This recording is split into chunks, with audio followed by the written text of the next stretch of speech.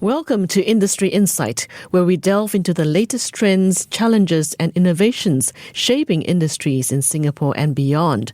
And we like to think that very often the segment provides in-depth insights into market shifts, technological advancements, and strategic business decisions through conversations with experts and industry leaders. Today, we're zooming into the AI industry. In recent weeks, we've seen reports about leading AI companies, including OpenAI, Microsoft, and Meta, embracing a technique called distillation to develop more cost-effective and efficient AI models. Distillation is the industry's new buzzword and enables AI models to run with fewer resources. Now, the excitement around this method grew after Chinese AI startup Deepseek reportedly used it to create powerful models based on open-source technology from Meta and Alibaba. While Deepseek did not invent distillation, it certainly woke up the AI world to its disruptive potential. Deepseek's success caused AI stocks in the US to drop as investors questioned American companies' high spending on AI infrastructure. And since then, there has been a global race to create AI models that are cheaper for consumers and businesses to adopt. So, what is distillation and what's driving the race? Here to tell us more is Theos Evgeniou, Professor of Technology and Business at INSEAD. Prof, thank you so much for joining us this afternoon. Welcome. Thank you for having me.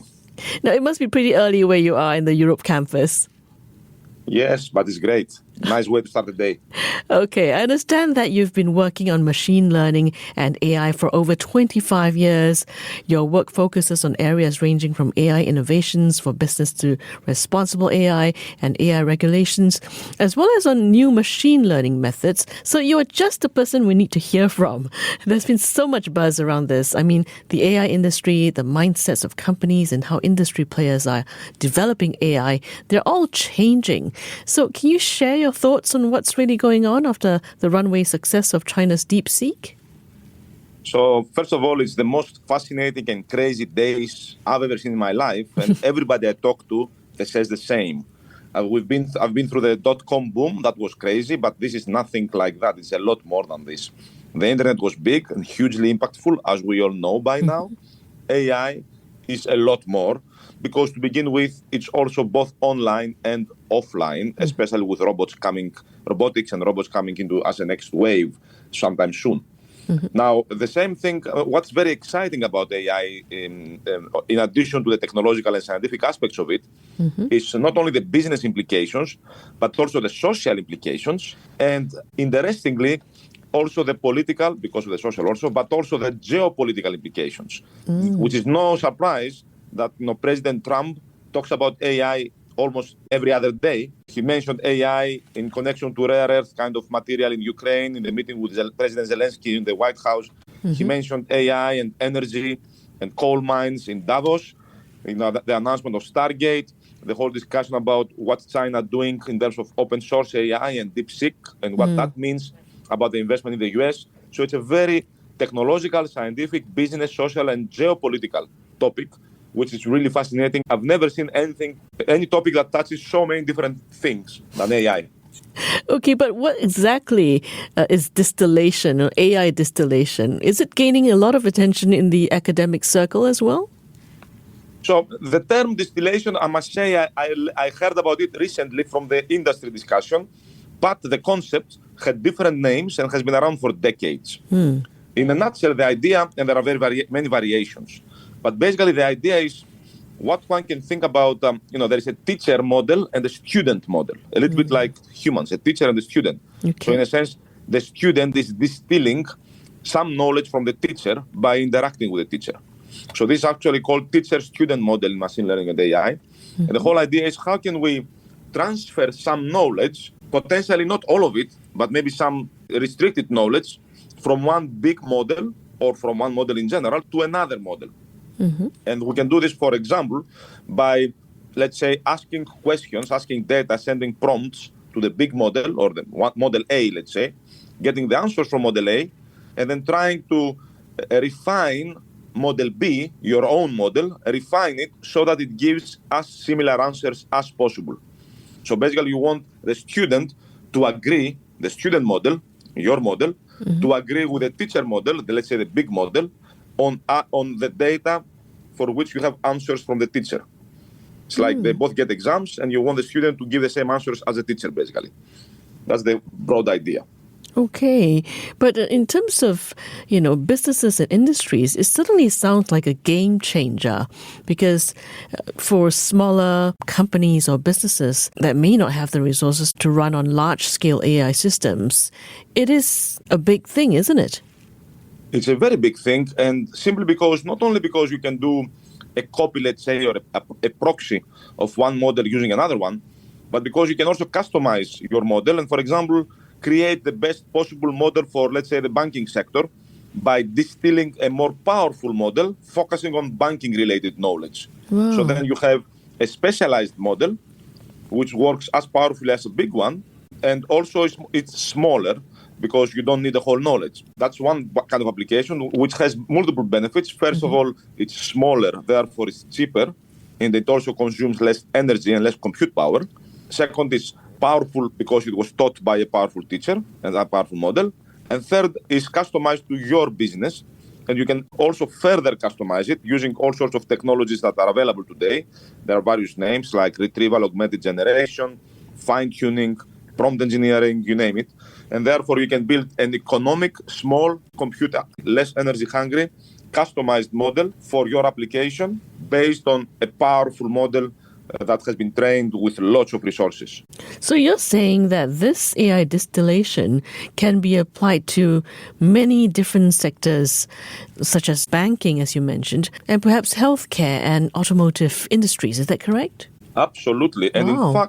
in fact, the first large language models, the first big models, starting from ChatGPT, and then we have Gemini, Llama, Mistral, and you name it, the first were kind of so-called foundation models. They're called foundation because they're kind of the foundation from which you can build other ones. And they are so-called multitask. They can do lots of different tasks, right?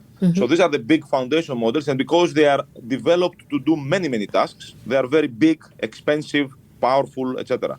But from those, you can generate other models, which are only focusing on specific, let's say, sectors. So you can have healthcare, a large language model, or the banking large language model, or the insurance large language model. And even from there, you can refine even more. Because you may be like the financial sector large language model, but there you can have even more refinement, like, let's say, the equities trading large language model, or, the credit scoring large language model, or the analyst large language model. So you have this specialization, a little bit like humans. A long time ago, education was everybody learns everything, more or less, right? And then over the years, you had specialization, people by chemistry, by physics, by whatever. And then even more specialization. Exactly the same is happening here now with AI, which means that it's cheaper, better, more focused, and you have more opportunities for companies to jump in and develop their own customized models that they offer for specific scenarios, which are new startups, kind of. Amazing. Now, those examples really show the potential of AI distillation to bring cutting-edge technology to industries that might not typically have access to it. But on the flip side, are there any challenges businesses face when implementing AI distillation? Yes, to begin with, and I'm not a lawyer here, so I cannot really comment on that, there is lots of questions around intellectual property protection. Now, the terms of service of most large language models providers, the closed source, not the open source, require that constrain the users from using the data from those big models in order to train another model. So there are constraints on the terms of service because of intellectual property. Now, having said this, OpenAI has distilled our brains, if you think about this, through basically analyzing the data we wrote, humans, on the internet. So in a sense, OpenAI has distilled your, mine, everybody's intellectual property through analyzing the data we put on the internet. And we have all sorts of lawsuits, as we know, from New York Times and others, to OpenAI.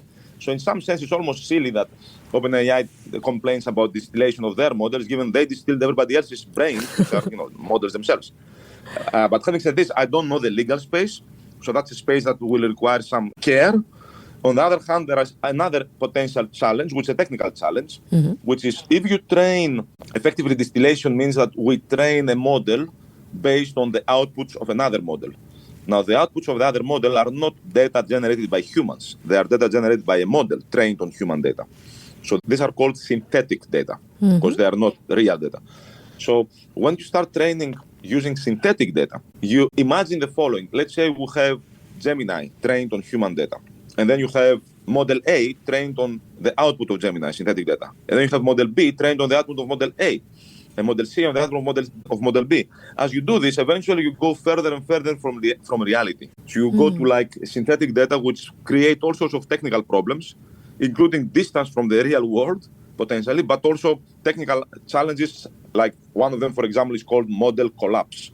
And there are many other ones, which are technical issues you are facing because your data become more and more synthetic in a sense and kind of repeat themselves. And then you end up basically, in a rabbit hole. The model ends up going in a rabbit hole, kind of. So there are technical challenges and limitations, and there are legal challenges and limitations to some extent. I see. So it becomes harder to justify the AI's decision-making processes. Is that what you're saying? In some ways, yes, although for these large language models, it's already very hard to justify them from the beginning. Nobody really understands how Gemini, ChatGPT, or Llama, or any of those models really makes decisions. We have, OpenAI has no idea whatsoever how its models make decisions.